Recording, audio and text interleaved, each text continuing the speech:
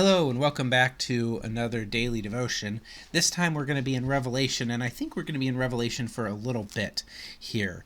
As it's the season of Easter, and sometimes the season of Easter it's good to circle the wagons and to do a little digging. So here we're going to talk about church for the next little bit. So this is Revelation 2. This is the church in Ephesus. To the angel in the church of Ephesus write, These are the words of him who holds the 7 stars in his right hand and walks among the 7 golden lampstands. I know your deeds, your hard work, and your perseverance. I know that you cannot tolerate wicked men, that you have tested those who claim to be apostles and have found them false. You have persevered and have endured hardships for my name and have not grown weary. Yet I hold this against you, you have forsaken your first love. Remember the height from which you have fallen. Repent and do the things you did at first. If you do not repent, I will come to you and remove your lampstand from its place. But you have this in your favor. You hate the practices of the Nicolaitans, which I also hate. He who has an ear, let him hear that the Spirit says to the churches, To him who overcomes, I give the right to eat from the fruit of the tree of life, which is in the paradise of God. So, if you're a mainline Protestant type,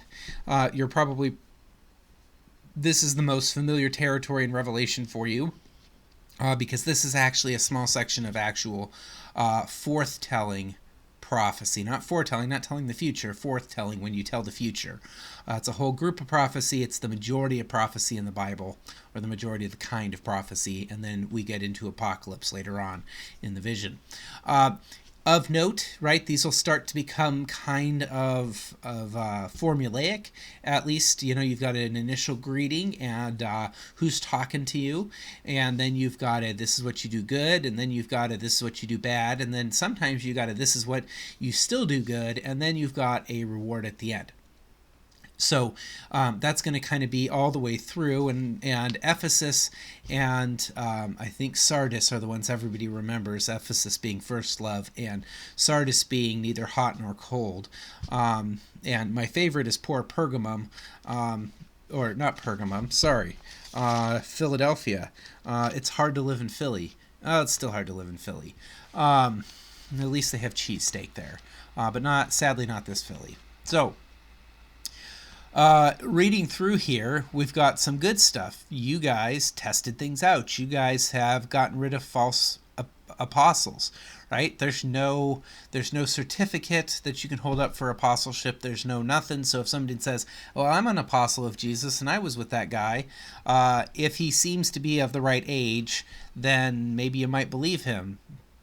But these folks have the gospel. These folks have inside knowledge, at least from, and I say that not as Gnosticism, but as they've had St. John there, they've had St. Paul there, they've had the gospel preached openly, and so they know what they should be hearing.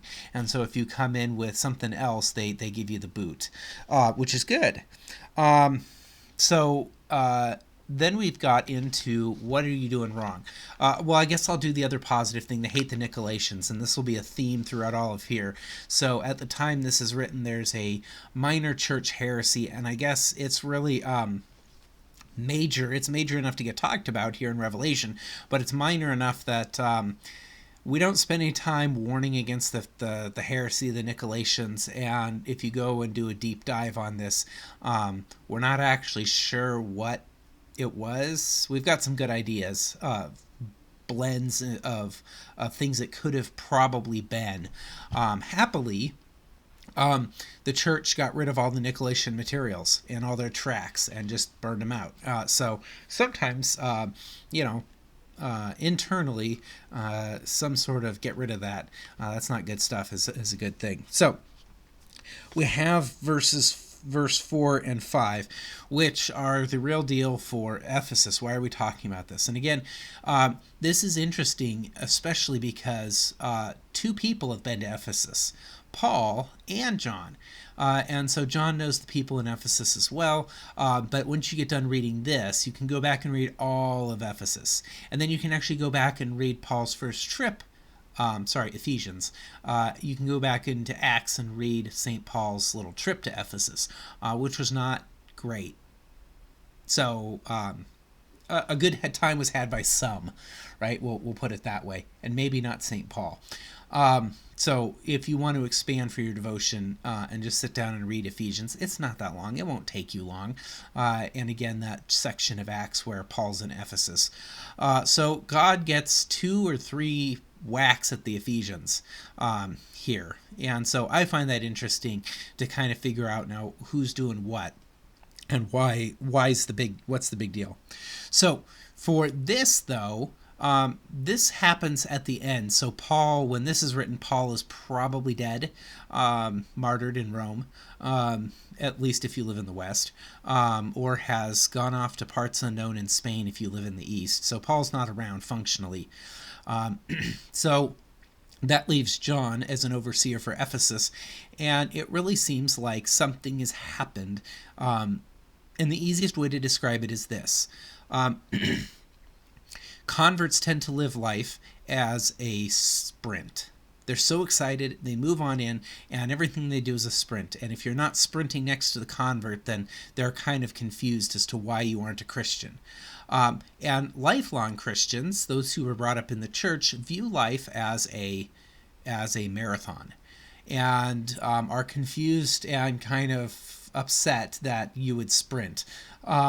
So both of these have their good marks, and converts have zeal, and we need zeal, and lifelong Christians and those who grew up in the church have kind of a pace setting and a long haul sort of a mentality, and we need that.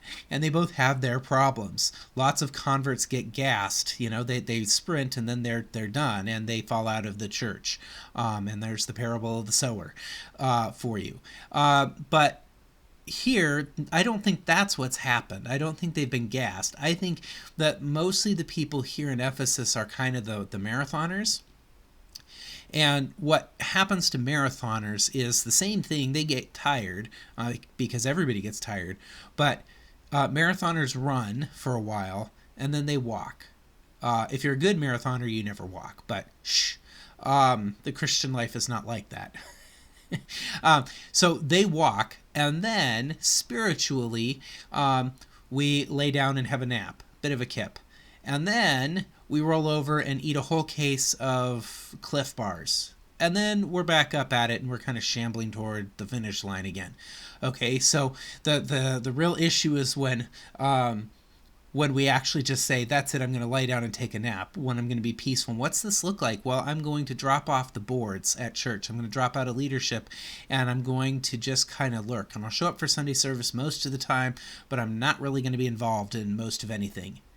You've laid down for a nap, and the people of God need you. And then it gets worse, because at some point, either you're fully out, or you're back in demanding things of the church without ever actually supporting church. So it's one thing to show up faithfully and to lurk, and it's another thing to say, church has to do it this way, church has to do it my way, and I need this, while you used to be involved and now you're just kind of a clamoring mouth. And you may suspect that pastor is not fond of these sort of people. No pastor is. These contribute to pastoral burnout. But mostly we're upset because, look, man, you used to be president of the elders, and now look at you. What are you doing? There's time to walk. There's time to slow down. There's also time to, come on, and let's get back at the pace. The guy on the motorcycle with the video camera is coming up, and you don't want him to see you walking. Devotionally, what do we do with this? Well, coronavirus is a fantastic time, on the one hand, to look at your church and to say, which of these churches are we? And one of the reasons I'm picking this is because we have that opportunity. You can personalize this, and Christians throughout the centuries or millennia actually have done that. Am I a Sardis, or am I a Pergamum, and am I there? So if you want to do that, that's totally awesome. But in Ephesus today, and especially for today, what this looks like, I think, is what's going on here is that they've stopped actually worshiping God, and they've stopped actually drawing people to Christ, and they have just started doing church. Well, we just come. We come because we have to, because it's Sunday. It's because it's the Lord's Day. Well, what are you doing? I don't know, but I'm there. And to some extent, I'll take it, right? I'll take any time I can get you in the doors, because I'm an opportunist like that. On the other hand, dude, seriously, what? So, twofold here. If you're not a member of my church, you can really impress your pastor. Well, if you don't have a pastor, go find one. There's lots of churches online, and there's lots of opportunities. And then when we can meet in person, go forth and try out a whole bunch of churches and become a member there. If you're not one of my people, you'll impress your pastor if you do this, because we like this when this happens.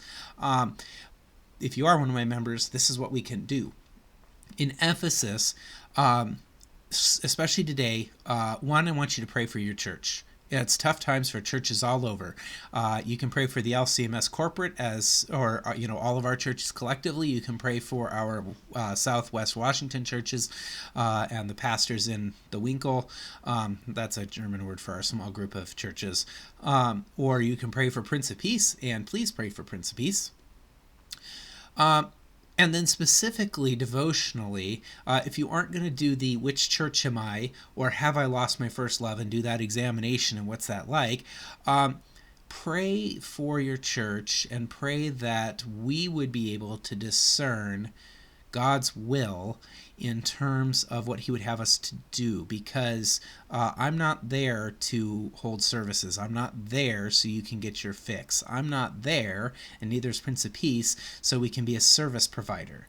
We're there to do the will of God and for his people, amongst his people, and we need to be doing that running thing. And so we've had some time to walk, and we've had some time to think, and some time to rest, especially after the entire regime change, as it were. I like to think of my 10 years of pastor's regime, mostly because I think of all pastors as little tin pot dictators. Woohoo!